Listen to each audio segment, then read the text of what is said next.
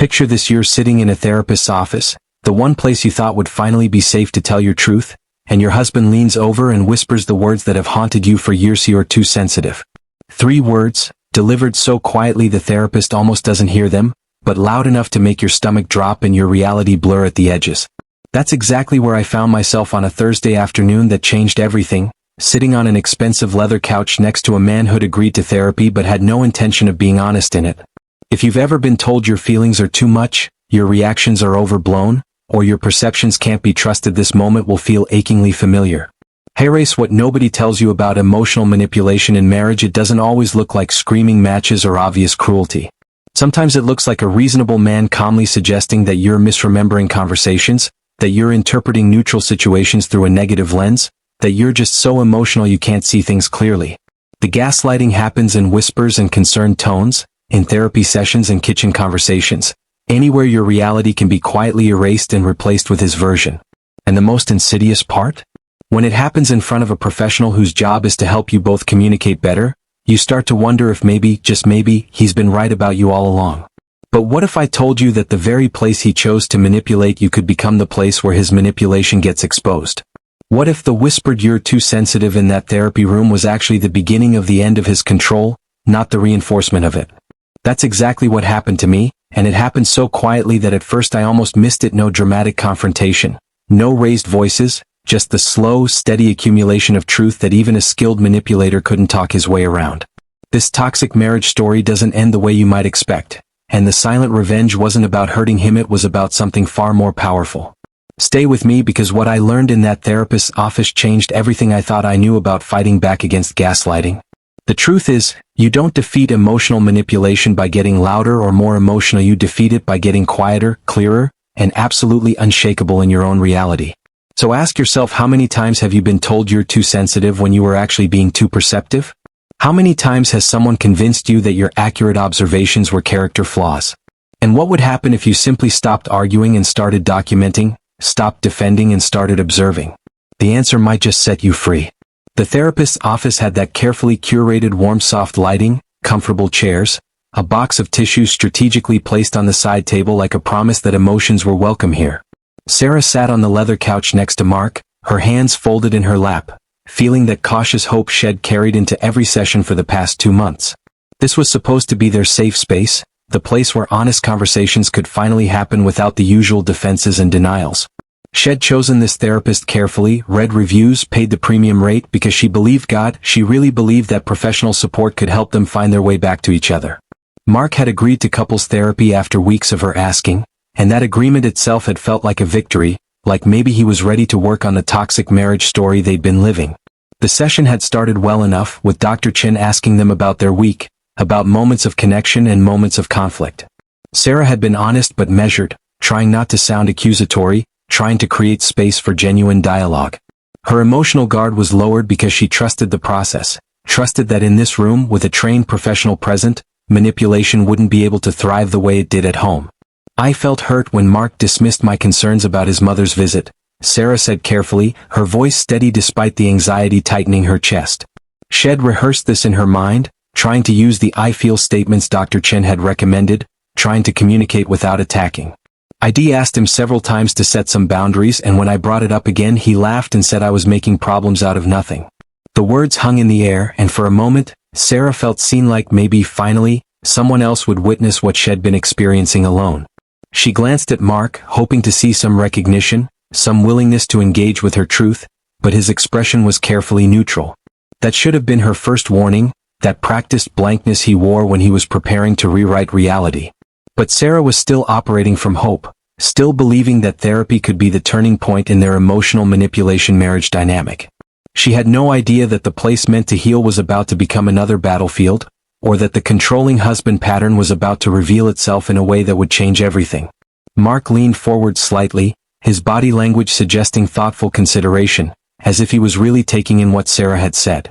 Then he turned to Dr. Chen with that expression Sarah had seen 1,000 times, the one that said he was about to be reasonable, measured, the voice of clarity in the face of her supposed overreaction.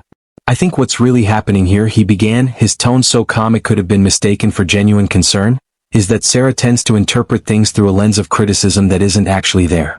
His words were carefully chosen, clinical almost as if he'd been studying psychology terminology to weaponize it. But then came the moment that would crystallize everything. Mark turned slightly toward Sarah, leaning in close enough that Dr. Chen might not catch his full expression, and whispered just loud enough for her to hear, "You're too sensitive." The phrase landed like a stone in her chest, so familiar it had its own groove worn into her sense of self. Those 3 words had been his go-to dismissal for years, whenever she expressed hurt, whenever she set a boundary, whenever she dared to suggest that his behavior had impacted her. And now he was deploying it here, in the one place Shed hoped would be different. What made it worse was how he seamlessly returned to addressing Dr. Chin, his voice returning to that public-facing reasonableness.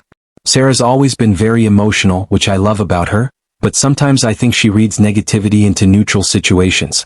The gaslighting was happening in real time, her emotions being reframed as pathology, her legitimate concerns being twisted into character flaws. This controlling husband wasn't just denying her reality, was enlisting a professional to validate his version, using the authority of the therapy room to cement his narrative control. Sarah felt the familiar vertigo of having her lived experience dismissed, but this time it was amplified by the setting. If he could do this here, in front of a therapist, in a space explicitly designed for honesty and vulnerability, then where was safe? The "you're too sensitive" gaslighting technique was being elevated to a new level, dressed up as psychological insight rather than the manipulation it actually was. And the worst part was watching Dr. Chen's face, trying to gauge whether the therapist could see what was really happening or if Mark's performance was convincing enough to fool even a trained professional. The invalidation didn't come with raised voices or obvious cruelty, it was far more insidious than that. Dr. Chin nodded thoughtfully at Mark's words, jotting something down in her notepad, and Sarah felt her stomach drop as she realized the therapist might actually be buying his carefully constructed narrative. "It's important that we explore how each of you perceives conflict," Dr. Chin said diplomatically, but Sarah heard the subtext, "Maybe you are too sensitive, maybe your perceptions aren't quite accurate." The authority of therapy was being subtly misused, turned into a weapon she hadn't seen coming. Sarah sat there feeling exposed and small, her truth hanging in the air between them like something fragile that Mark had just shattered with 3 whispered words and a performance of reasonableness. This was the toxic marriage story playing out in a new venue, but with higher stakes, because if a trained therapist couldn't see the emotional manipulation marriage dynamics at work, then maybe Sarah really was the problem. That's what the silent humiliation felt like, not just being dismissed, but having that dismissal legitimized by someone whose job was supposed to be helping them both see clearly. Mark's hand reached over and patted her knee, a gesture that might have looked supportive to Dr. Chin but felt patronizing to Sarah, like he was comforting a child who'd gotten upset over nothing. "I know these things feel big to you, honey," he said with affected gentleness, his voice dripping with that condescension masked as care. Her reality was being minimized in real time, reduced to feelings that were disproportionate to the neutral situations had so carefully described. The protagonist inside her wanted to scream, to explain, to make Dr. Chen understand what was really happening. But compliance was expected. She could feel it in the room's energy, in the way Mark settled back into his seat with that satisfied expression, in the way Dr. Chen seemed ready to move on to communication exercises or whatever came next in the session. Sarah was supposed to accept this reframing, supposed to consider that maybe she did need to work on her sensitivity, supposed to swallow the humiliation and participate in the therapeutic process as if her husband hadn't just gaslit her in front of a witness. The dark relationship drama was unfolding with an audience, and somehow that made it even more devastating. But something in Sarah shifted in that moment, not dramatically, not visibly, but with the quiet certainty of a door closing inside her chest. Instead of defending herself, instead of trying to explain to Dr. Chen why Mark's version of events was a carefully edited fiction, she simply sat back and stayed composed. Her hands remained folded in her lap, her breathing stayed even, and she met Mark's eyes with a calm that seemed to unsettle him more than any argument would have. This wasn't the reaction he'd been counting on, the tears, the passionate defense, the emotional display that would prove his point about her sensitivity.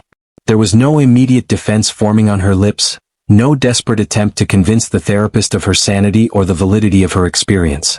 Sarah had learned something crucial in that moment. Sometimes the most powerful thing you can do is simply observe. She watched Mark's micro-expressions, the way his confidence wavered ever so slightly when she didn't take the bait, the way his hand withdrew from her knee when she didn't respond to his patronizing touch. The controlling husband pattern thrived on her reactivity, on her need to be believed, on her emotional investment in being seen as reasonable. Sarah turned to Dr. Chen with careful observation in her eyes and said simply, I'd like to share my perspective without interruption if that's okay. Her voice was steady, not defensive or angry, just clear. She wasn't going to engage with Mark's whispered insult or his public performance. She was going to trust that the truth had its own weight, its own gravity that didn't need her panic to validate it.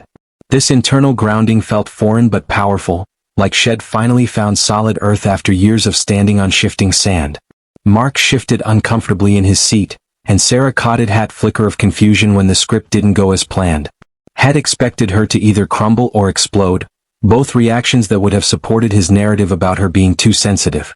But this composed version of Sarah, this woman who could sit with her truth without needing to prove it desperately, was someone he didn't know how to manipulate. The therapy gaslighting attempt was meeting an unexpected obstacle: her refusal to participate in the emotional manipulation marriage dynamic had perfected. And in that silence, in that steady gaze, the power in the room began its quiet shift. Over the following sessions, Sarah began to see the pattern of manipulation with a clarity that was almost painful in its precision. Every time she brought up a legitimate concern, Mark would deploy some variation of "you're too sensitive" or "you're reading too much into it," always with that same reasonable tone, always positioning himself as the calm one dealing with her emotional volatility. But now she was documenting it mentally, not to prove anything to him, but to anchor herself in what was real. This pattern of manipulation had become undeniable once she stopped trying to convince him and started simply witnessing his tactics unfold. The crucial shift happened when her trust moved from his framing to her lived experience. Sarah stopped asking herself, "Am I being too sensitive?" and started asking, "Why does he need me to believe I'm too sensitive?" That single question reframed everything. It wasn't about her flaws or her emotional inadequacy, it was about his need for control, his requirement that she doubt herself in order to maintain his version of reality. The controlling husband dynamic only worked if she kept accepting his definitions of her emotions, his interpretations of her reactions, his insistence that her perceptions were somehow defective. Emotional clarity began replacing self-doubt like dawn burning through fog. Sarah realized she didn't need Dr. Chen to validate her experience or Mark to admit his manipulation. She just needed to trust what she knew to be true and let that truth exist without apology. In one session, when Mark started to say Sarah's just being, she calmly interrupted him, "Going to finish my thought." It wasn't aggressive, wasn't dramatic, just a simple boundary. And in that moment, she saw Mark's mask slip for just a second, saw the flash of panic before he recovered his composure. Her decision to let truth surface naturally rather than force it became her strategy. Sarah stopped defending herself against his accusations of sensitivity and instead started describing specific incidents with dates, context, and his exact words. "On Tuesday you told me we'd visit my parents. On Friday you said that conversation never happened." No emotion, no plea for validation, just facts presented clearly. This female empowerment story wasn't about her becoming louder or more aggressive, it was about her becoming unshakable in her knowing, grounded in reality regardless of who tried to convince her otherwise. And that groundedness was starting to crack the foundation of his carefully constructed narrative. The climax came during their 5th session, and it happened so quietly that at first Sarah almost missed it. She'd been describing a specific incident from the previous week, how Mark had promised to attend her work presentation and then claimed he'd never agreed to it. As she spoke, she noticed Mark doing what he always did: slight head shake, small smile, that look he'd give Dr. Chen as if to say, "See what I'm dealing with?" But this time, Sarah had brought her calendar, not aggressively, not as a weapon, just as a reference point. The facts and patterns were no longer living only in her contested memory, they had physical evidence. Dr. Chen leaned forward, her professional neutrality shifting slightly as she asked Mark directly, "So you're saying this conversation about the presentation didn't happen?" There was something in the therapist's tone that made Sarah's heart quicken, a note of careful scrutiny that hadn't been there before. Mark launched into his usual explanation about Sarah misremembering, about her stress levels affecting her perception, but then Dr. Chen did something unexpected. She pulled out her own notes from 2 sessions prior, where Mark himself had mentioned being proud of Sarah's upcoming presentation and planning to support her.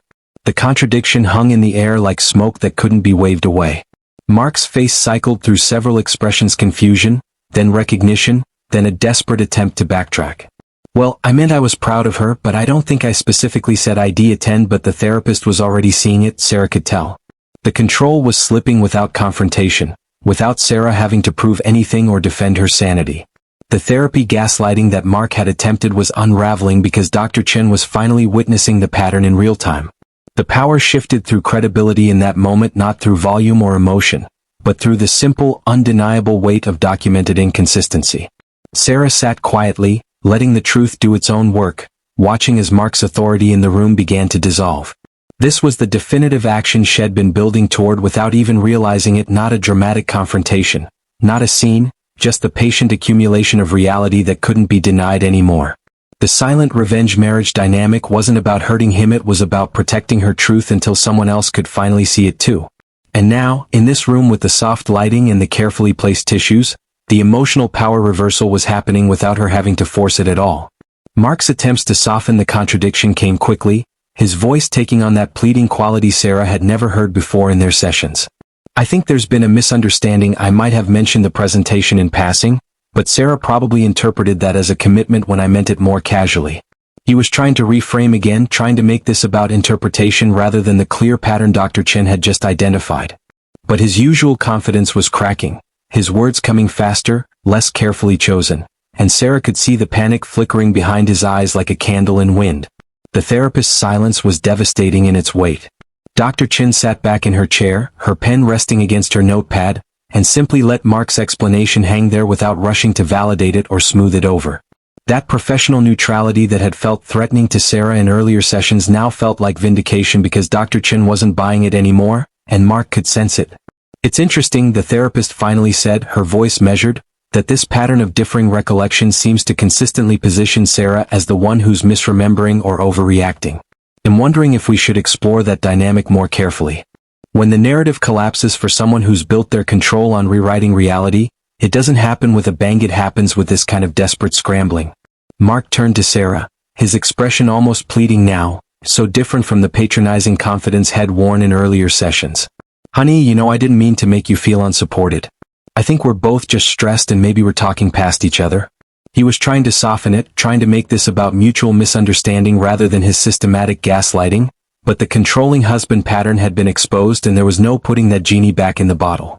The loss of authority in the room was palpable. You could feel it in how Mark's posture changed, how his voice lost that assured quality, how he kept looking to Dr. Chen for rescue that wasn't coming. Sarah watched this dark relationship drama reach its turning point and felt something unexpected, not triumph, not vindication, just a quiet sadness for all the years she'd doubted herself when she'd been right all along. Silence replaced control in that therapy room, and in that silence, Mark's carefully constructed performance finally fell apart. The "you're too sensitive" gaslighting that had worked for so long met its match in documented evidence and professional scrutiny, and Sarah didn't have to say another word for the truth to become undeniable. Sarah learned that sensitivity is not the problem, it never was. Being attuned to subtle shifts in tone, noticing when words don't match actions, feeling hurt when you're dismissed, these aren't character flaws or emotional deficiencies. They're actually signs of emotional intelligence, of a nervous system that's trying to protect you by recognizing patterns that don't add up. The real problem was someone convincing her that her accurate perceptions were pathological, that her reasonable reactions were excessive, that her truth needed his permission to be valid. The "you're too sensitive" phrase wasn't a diagnosis, it was a deflection, a way to make her responsible for his behavior. The most powerful lesson was discovering that truth doesn't need volume to be heard. Sarah hadn't won this battle by becoming louder, more aggressive, or more dramatic. She'd won it by becoming quieter, more grounded, more certain. While Mark had been performing reasonableness, she'd been collecting reality. While he'd been manipulating perception, she'd been trusting her own eyes and ears and memory. The emotional manipulation marriage dynamic only worked when she participated in the doubt, when she accepted that his calm delivery made him more credible than her emotional honesty. But truth has its own gravity, its own weight, and it doesn't need theatrical presentation to eventually reveal itself. What makes therapy both dangerous and powerful for manipulation is that safe spaces expose it. In their home, Mark could rewrite reality without witnesses, could gaslight Sarah in the privacy of their kitchen or bedroom where only her word would challenge his. But in Dr. Chen's office, with a trained professional documenting patterns over time, his tactics became visible in a way they couldn't be in isolation. The therapy gaslighting he'd attempted had backfired spectacularly because the very setting he'd agreed to, thinking he could perform his way through it, became the place where his performance was finally recognized as performance. Power returns through clarity in ways that feel almost miraculous once you experience it. Sarah didn't need Mark to apologize or admit what he'd been doing. His acknowledgement had become irrelevant to her sense of self. The female empowerment story here wasn't about her defeating him or winning some contest. It was about her reclaiming the reality that had always been hers, trusting the perceptions that had always been accurate, and refusing to let anyone, not even in the guise of love or concern, convince her that her truth was somehow defective. The controlling husband lost his power not when she fought harder, but when she simply stopped giving him authority over her reality. And in that quiet revolution, in that personal reclamation, Sarah found something far more valuable than validation. She found herself again, unshakable and clear, standing on ground that no one could move beneath her feet anymore. So here we are, at the end of a story that's really about beginnings, the beginning of Sarah trusting herself again, the beginning of recognizing that You're Too Sensitive was never about her sensitivity but always about his need for control. The therapy room that was supposed to heal their marriage ended up revealing its true nature instead, and sometimes that revelation is the actual healing. This toxic marriage story, this dark relationship drama that unfolded in whispers and careful performances, teaches us that manipulation can't survive in the light of consistent documentation and professional witness. The emotional power reversal happened not because Sarah became someone different, but because she finally stopped abandoning herself to make him comfortable. What strikes me most about this journey is how the controlling husband pattern crumbled not under force but under sustained truth. Mark's authority dissolved when reality had more credibility than his narrative, when the therapist finally saw what Sarah had been experiencing alone for years. The therapy gaslighting he attempted became his undoing because safe spaces, truly safe spaces, exposed manipulation for what it is. And Sarah's silent revenge marriage wasn't revenge at all. It was simply the natural consequence of her refusing to participate in his reality distortion anymore. When you stop fighting against gaslighting and start calmly presenting facts, when you stop defending your sanity and start trusting it completely, the manipulator loses the only power they ever had: your doubt. Now I want you to ask yourself some questions that might be uncomfortable but necessary. How many times have you been told you're too sensitive when you were actually picking up on real problems? How many of your legitimate concerns have been reframed as your emotional issues rather than someone else's behavioral ones? What would your life look like if you simply decided that your perceptions don't need anyone else's validation to be real? And hey, race, the most important one: what truth have you been whispering to yourself that you're finally ready to say out loud, even especially if someone tries to convince you it never happened? This female empowerment story isn't about becoming harder or less sensitive. It's about recognizing that your sensitivity is actually your superpower, your early warning system, your truth detector that someone tried to convince you was broken. You deserve relationships where You're Too Sensitive isn't a weapon but an invitation to understand you better, where your memories are respected, where your reality doesn't need defending. If this story resonated with you, if you saw yourself in that therapy room or felt that familiar whisper in your own life, do something radical right now. Subscribe to this channel and hit that notification bell, not just for more content but as an act of choosing yourself. Share this with someone who needs permission to trust their own perceptions again. Because somewhere right now, someone is being told they're too sensitive when they're actually being too perceptive, and they need to know that clarity, not volume, is what finally breaks the spell. What truth are you ready to stop defending and start simply knowing?